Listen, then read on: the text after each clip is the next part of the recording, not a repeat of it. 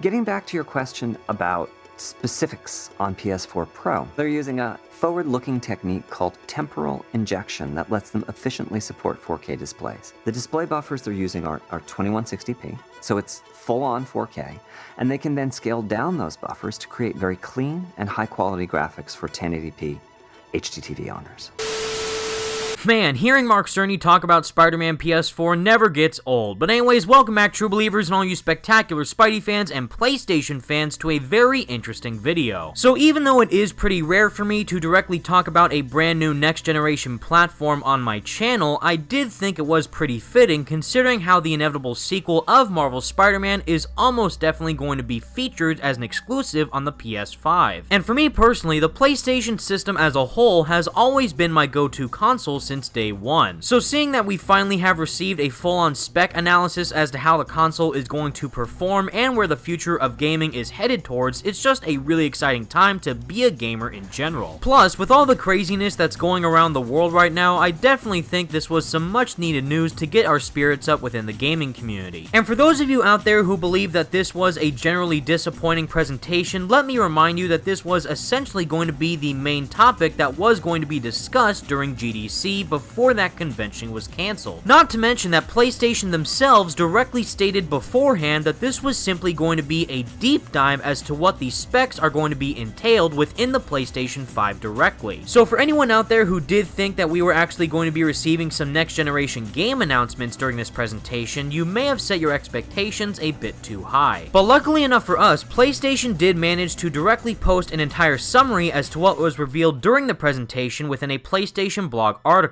And to be quite frank, I do think this actually would have been more beneficial on Sony's part if they had just released the specs in a PlayStation blog article instead of the nearly hour-long presentation that they went ahead with. Still, beggars can't be choosers, and this article, in my opinion, does a really great job of perfectly encapsulating everything that was highly important during the showcase itself. And as this article was directly written by the Senior Vice President of Platform Planning and Management over at PlayStation directly, it states, "We know that fans are excited to find out more about a next-generation console, PlayStation 5, and exactly how it will bring about the future of gaming. Today, we're proud to unveil more details behind the technical and hardware components that make PlayStation 5 such an innovative and powerful platform. The ultra-high-speed SSD, integrated custom I/O system, custom AMD GPU with ray tracing, and highly immersive 3D audio. With these capabilities, PS5 will allow developers to maximize their creativity, building expansive worlds and new play experiences in the games they design." And of course, all of the presentation information was actually put together by the lead system architect of the PS5 with that of Mark Cerny, who does provide a lot of insight as to how the console ticks as a whole. Not only did Mark Cerny fully dive deep into the hardware systems and architecture that the PS5 will feature, but also how they designed the PS5 to further benefit the developers and the new games that they end up creating. Now, as Mark discussed in his presentation, PS5's ultra-high-speed SSD and integrated custom I/O system were developed with the goal of removing barriers to play, specifically loading screens. Developers are able to stream assets into PS5 games at an incredibly fast rate, so PS5 play experiences can be seamless and dynamic, with near instantaneous fast travel through large game worlds. This enhanced speed will enable game developers to create larger, richer worlds without traditional limitations, such as load times, and also allows gamers to spend more time gaming than waiting. We also wanted to introduce new capabilities with PS5's custom GPU. Additional GPU power will allow for higher resolution in games, but a major new feature that benefits the visuals of games even further is ray tracing. Ray tracing simulates the way light moves in real life and how it bounces off various surfaces. Games that take advantage of this feature will render objects much more accurately and with heightened realism. Water, glass, light refraction, a character's hair, and so on will look even more realistic. So if you've already seen, the PS4 Pro itself is already a graphical beast when it does come to running extremely high quality AAA games, and seeing how the PS5 is only going to increase that quality even further just makes me incredibly excited to see where the future is going to lie. Moving on, PS5 will also allow games to offer a much deeper sense of immersion through 3D audio. Visuals are of course imperative to the gaming experience, but we believe audio plays a crucial role as well. We wanted to deliver a compelling audio experience for all users, not just those who who own high-end speaker systems. So, we designed and built a custom engine for 3D audio that is equipped with the power and efficiency for ideal audio rendering. With 3D audio on PS5, the sounds you hear while playing will offer a greater sense of presence and locality. You'll be able to hear raindrops hitting different surfaces all around you, and you can hear and precisely locate where an enemy is lurking behind you. And while the last point of this article may appear a bit disappointing to some, we're just gonna have to wait and see whether or not they decide to expand upon this feature later down the line. But lastly, we're excited to confirm that the backwards compatibility features are working well. We recently took a look at the top 100 PS4 titles as ranked by playtime, and we're expecting almost all of them to be playable at launch on PS5. With more than 4,000 games published on PS4, we will continue the testing process and expand backwards compatibility coverage over time. So even though I know quite a lot of people, including myself, were looking forward to the possibility of including full-on backwards compatibility of the PS3, PS2, and PS1 era of games, there is a chance that we actually could have this be expanded upon down the line after the PS5 initially launches or closer to when it actually releases. And finally, PlayStation ended off the article with a full-on showcase of the chart of specs that were revealed during the presentation by saying make sure to keep an eye out for more PlayStation 5 updates down the road. Now, one factor I am seeing a lot of people discuss about is the fact that the PlayStation 5's GPU of having 10.3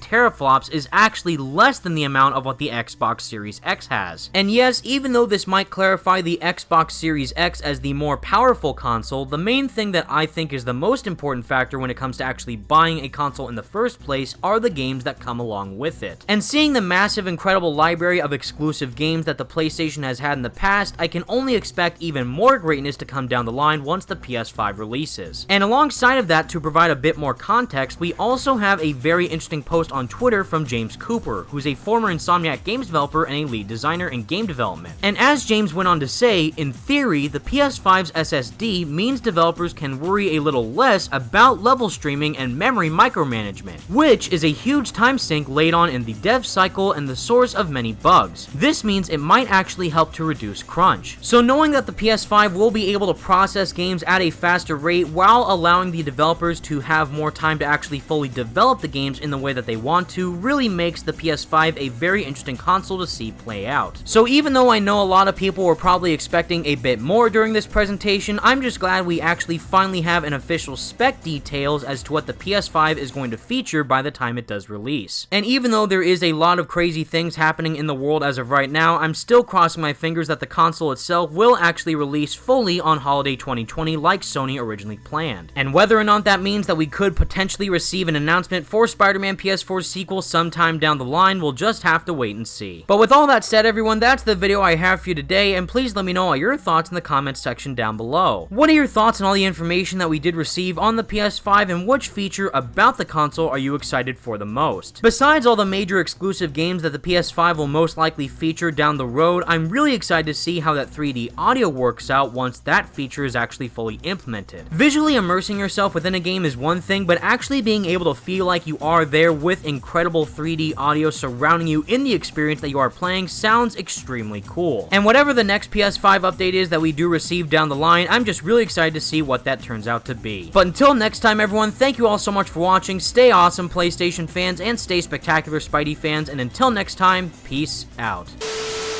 The detail of the city is incredible. Minute features such as the pedestrians in the distance would just be blurs on an HD TV set, but here they are crisp characters. As for Spider-Man himself, the texture of the suit is breathtakingly clear in a way that it could never have been before.